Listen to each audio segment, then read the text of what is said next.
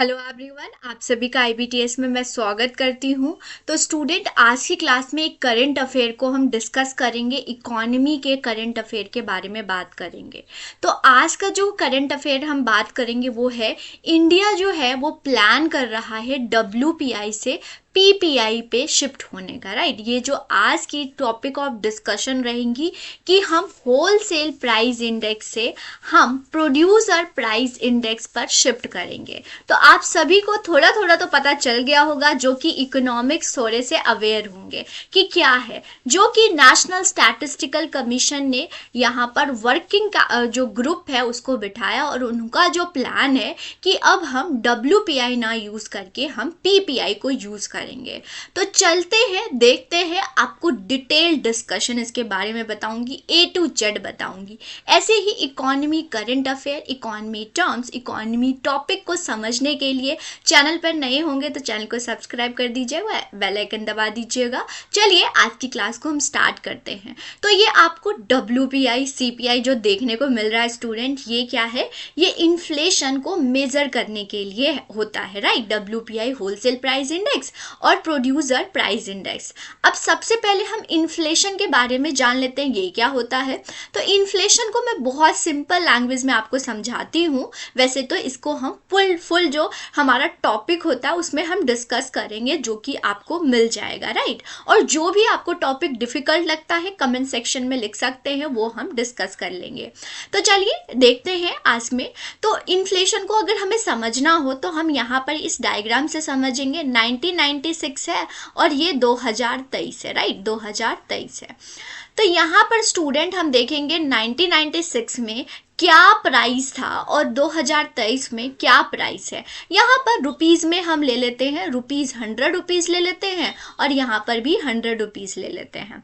तो यहाँ पर देखिए स्टूडेंट, 1996 में 100 रुपीज़ में आप 3 लेयर ऑफ बर्गर खरीद पा रहे थे। राइट, और वही 2023 में आप ओनली 1 लेयर ऑफ बर्गर खरीद पा रहे हैं। इट मीन्स क्या हुआ? It means value of currency, value of currency क्या हो गई? कम हो गई। या फिर मैं बोल सकती हूँ परचेजिंग पावर कम हो गई, ये बोल सकते हैं। तो वैल्यू ऑफ करेंसी और परचेजिंग पावर कम हो जाती हैं तो हम इसको इन्फ्लेशन बोलते हैं।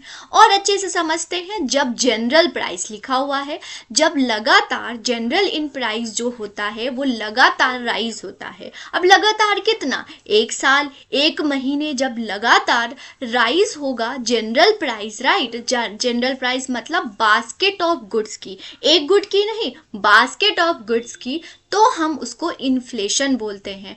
तो परचेजिंग पावर कम हो गया, वैल्यू ऑफ करेंसी कम हो गई, लगातार प्राइस राइज हुआ। और किसकी वजह से होता है? जब demand is greater than supply, जो डिमांड ज़्यादा है सप्लाई कम है। या फिर हम बोल सकते हैं कि मनी सप्लाई बहुत ज़्यादा है, जिसकी वजह से वैल्यू ऑफ करेंसी कम हो गई है।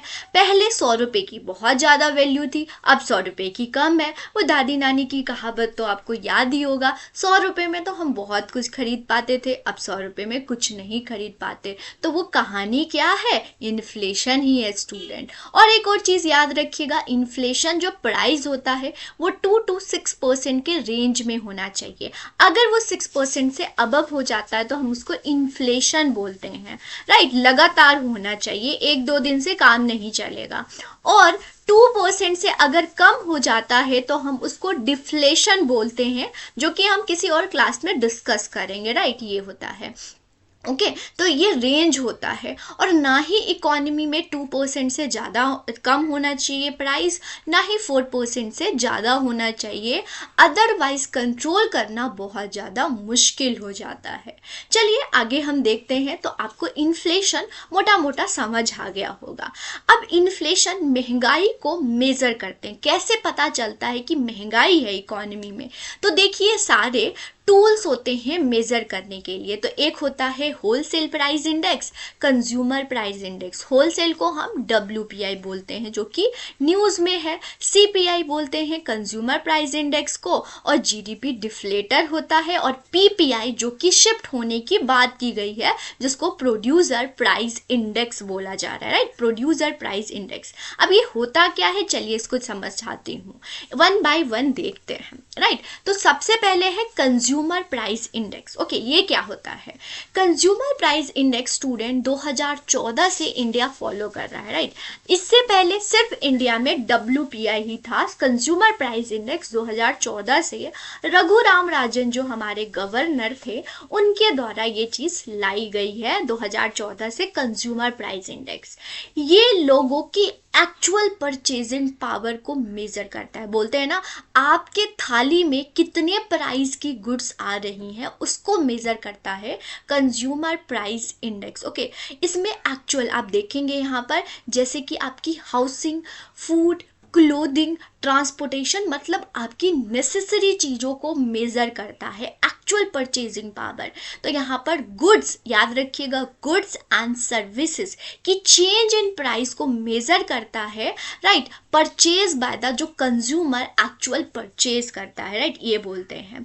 Consumer price index industrial, agriculture, rural labour का अलग अलग बेस ईयर होता है, लेकिन जो न्यूज़पेपर में आपको दिखता होगा ना, रिटेल इन्फ्लेशन। तो रिटेल इन्फ्लेशन क्या है स्टूडेंट? कंज्यूमर प्राइस इंडेक्स है जिसको CPIC बोलते हैं। रूरल का भी होता है, अर्बन का भी होता है, और रूरल और अर्बन दोनों कंबाइंड का भी होता है जिसको CPI कंबाइंड के नाम से जानते हैं। आपको न्यूज़पेपर में, अखबार में रिटेल इन्फ्लेशन के नाम से सुनने को मिलता होगा। और CPI कंज्यूमर प्राइस इंडेक्स को हम स्टैंडर्ड ऑफ लिविंग जो है बोलते हैं, क्योंकि लोगों की स्टैंडर्ड एक्चुअल परचेजिंग पावर को मेजर करता है। इसका बेस ईयर 2012 है। तो CPI आपको समझ आ गया है, क्योंकि हमें हर एक चीज को पता होना चाहिए क्या होता है, राइट। उसके बाद होती है wholesale price index. Wholesale price index क्या होता है स्टूडेंट? यहाँ पर जो बिजनेसमैन बल्क में सामान खरीदता है, ध्यान दीजिएगा, बल्क में जो गुड्स को खरीदता है उसके प्राइस को मेजर करते हैं। वो कौन से टर्म्स पे, कौन से इंडेक्स को मेजर करते हैं? Wholesale price index, WPI। Okay, WPI बोलते हैं। Change in price of goods sold by the wholesaler over a time. Wholesaler जो सोल्ड करता है, राइट, सोल्ड करता है, उस प्राइस को मेजर करते हैं होलसेल प्राइस इंडेक्स। जैसे CPI में गुड्स थी, राइट, गुड्स में क्या था? हाउसिंग था, क्लोथिंग थी, वेबरेजेस था, ट्रांसपोर्टेशन था। उसी प्रकार से WPI में प्राइमरी आर्टिकल्स को लिया जाता है, फ्यूल और पावर को लिया जाता है, और मैन्युफैक्चर गुड्स को लिया जाता है। ओके, मैन्युफैक्चर गुड्स को लिया जाता है, राइट। ये होता है WPI। और यहाँ पर स्टूडेंट एक चीज नोट करेंगे, सिर्फ गुड्स को मेजर करता है, लेकिन CPI गुड्स एंड सर्विसेज दोनों को मेजर करता है, राइट, ये होता है। चलिए नेक्स्ट हम देखते हैं producer price index, right, producer price index. ये क्या होता है?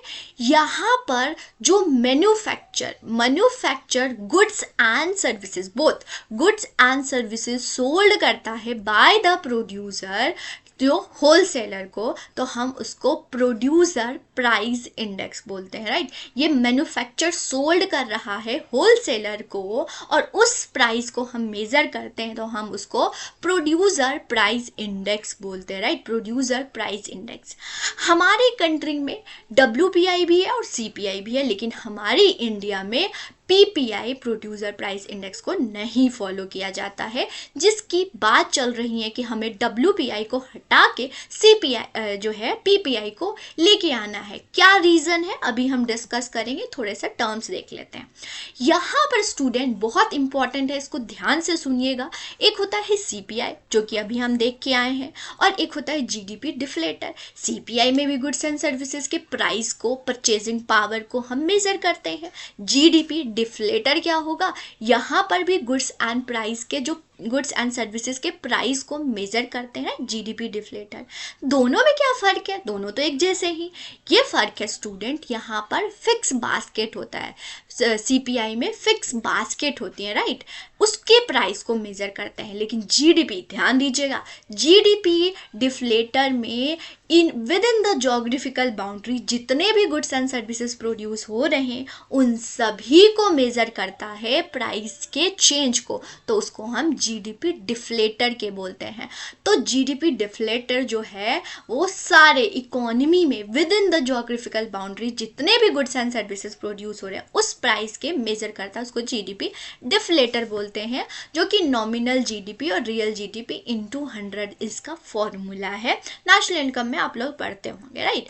चलिए अब देखते हैं, अब मुद्दे की बात करते हैं, क्या होलसेल प्राइस इंडेक्स को हमें पीपीआई प्रोड्यूसर प्राइस इंडेक्स में चेंज कर लेना चाहिए?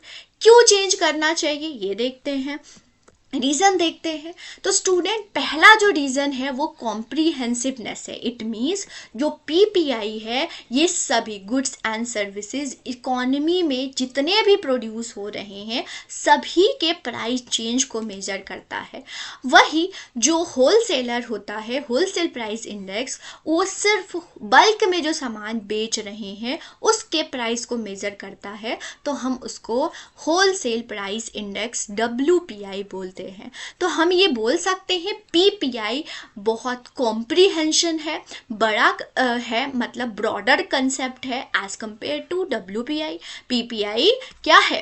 पीपीआई जो इसका जो स्कोप है वो बड़ा है एज कंपेयर टू WPI, ये क्या है? छोटा है। तो एक रीज़न था कि हमें पीपीआई एक्सेप्ट कर लेना चाहिए। दूसरा रीज़न देखते हैं, जो पीपीआई होता है स्टूडेंट वो क्वालिटी एंड टेक्नोलॉजी को भी मेज़र करता है। ओके, क्वालिटी हो गया, टेक्नोलॉजी हो गए, इन सभी के मेज़र करता है। इट मीन्स पीपीआई जो है वो डायनेमिक अप्रोच है, ये टेक्नोलॉजी, क्वालिटी, एक्नॉलेज को, इम्प्रूवमेंट को एक्नॉलेज करता है। वही WPI क्या होता है? ये फिक्स बास्केट ऑफ गुड्स, बस इतना ही करता है। तो इसीलिए WPI एक डायनेमिक अप्रोच नहीं है, एक स्टैटिक अप्रोच है। इसीलिए हमें पीपीआई को एक्सेप्ट कर लेना चाहिए। पीपीआई को हमें अब जो प्राइस चेंज होता है वो पीपीआई को देखना चाहिए, राइट। चलिए तीसरा हम देखते हैं, जैसे कि मैंने आपको बताया जो WPI होता है इंडिया में यूज़ होता है और पीपीआई बाहर में यूज़ होता है, USA में यूज़ होता है। ओके, तो यहाँ पर हमें इंटरनेशनल अगर कंपैरिजन करना है, प्राइस चेंज, इन्फ्लेशन को अगर हम मेज़र करना है तो हमें ग्लोबल मेथड को अपनाना चाहिए और इसीलिए हमें पीपीआई को ले लेना चाहिए, क्योंकि पीपीआई जो है वो ग्लोबल सारी कंट्री को मेज़र करती हैं और हम अगर पीपीआई लेंगे तो हम अच्छे से कंपैरिजन कर पाएंगे। जैसे मैंने आपको बहुत बार बताया है कि जीडीपी जो है पहले फैक्टर प्राइस पे मेज़र किया जाता था, अब जो है मार्केट प्राइस 2015 से। अभी क्यों लिया गया? क्योंकि इंटरनेशनल लेवल पे इसी पे मार्केट प्राइस पे जीडीपी को मेज़र किया जाता है। तो हमने ग्लोबल को देखते हुए हमने वो एक्सेप्ट किया, तो हमें जो है पीपीआई को भी कर लेना चाहिए, ये रीज़न है। फिर नेक्स्ट रीज़न है स्टूडेंट, जो बहुत बिगेस्ट ये वाला चीज़ है, जो WPI है ना स्टूडेंट, वो सिर्फ गुड्स को मेज़र करता है।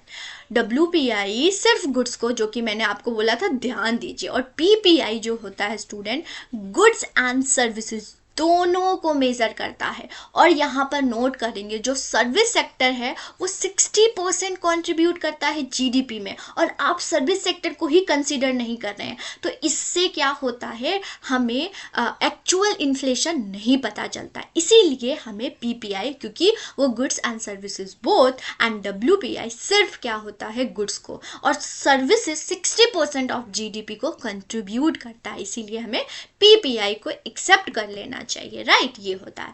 लास्ट में हम कंक्लूड करेंगे, क्योंकि पीपीआई ब्रॉडर कंसेप्ट है, ये डायनेमिक चेंजेस को लेता है, टेक्नोलॉजी क्वालिटी को जो है इसमें मेज़र किया जाता है, ग्लोबल इकोनॉमी जो ग्लोबल वर्ल्ड पे इसको यूज़ किया जाता है, राइट, और ये सर्विसेज को भी लेता है। इसीलिए हमें WPI से हम बोल सकते हैं हमें WPI से PPI पे शिफ्ट हो जाना चाहिए, प्रोड्यूसर प्राइस इंडेक्स पे शिफ्ट हो जाना चाहिए, राइट, क्योंकि ये डायनेमिक अप्रोच है।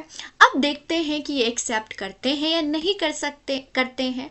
इसमें आपकी क्या राय है, कमेंट सेक्शन में आप लोग जरूर बताएंगे स्टूडेंट, राइट, कि आपको क्या लगता है हमें WPI से PPI पे शिफ्ट हो जाना चाहिए। और ऐसे भी एक चीज़ मैं आपको बताती हूँ, बोला जाता है कि अगर एक PPI क्या होता है, जो कि मैन्युफैक्चर सोल्ड करता है उस प्राइस को चेंज करता है। अगर वहीं पर इन्फ्लेशन को कंट्रोल कर लिया जाए तो जो कंज्यूमर के थाली तक जो प्राइस इंक्रीज करके आता है वो नहीं होगा, राइट। तो ये चीज़ है, तो वहीं मैन्युफैक्चर पे ही प्राइस को देखते हुए कंट्रोल कर लेना चाहिए, इन्फ्लेशन वहीं से कंट्रोल हो जाएगा। तो ये चीज़ होती है। चलिए एक क्वेश्चन को डिस्कस, इसका आंसर आप कमेंट सेक्शन में जरूर बताएंगे। What does the NHB Residex primarily focus, जो NHB रेसिडेक्स किस चीज़ को फोकस करता है, स्टॉक मार्केट इंडेक्स होता है, हाउसिंग प्राइसेस होते हैं, एग्रीकल्चर प्रोडक्शन होता है, कंज्यूमर प्राइस इंडेक्स को मेजर करता है। ABCD जो भी आंसर होंगे उसको कमेंट सेक्शन में लिखिएगा। आज के लिए स्टूडेंट इतना ही, लेकिन ये सफ़र जारी रहेगा। फिर नेक्स्ट लेक्चर में मिलेंगे नए टॉपिक के साथ, करंट अफेयर के साथ। चैनल पे नए होंगे तो चैनल को सब्सक्राइब कर दीजिएगा, बेल आइकन दबा दीजिए। नेक्स्ट लेक्चर में मिलेंगे। Thank you very much, all the best everyone.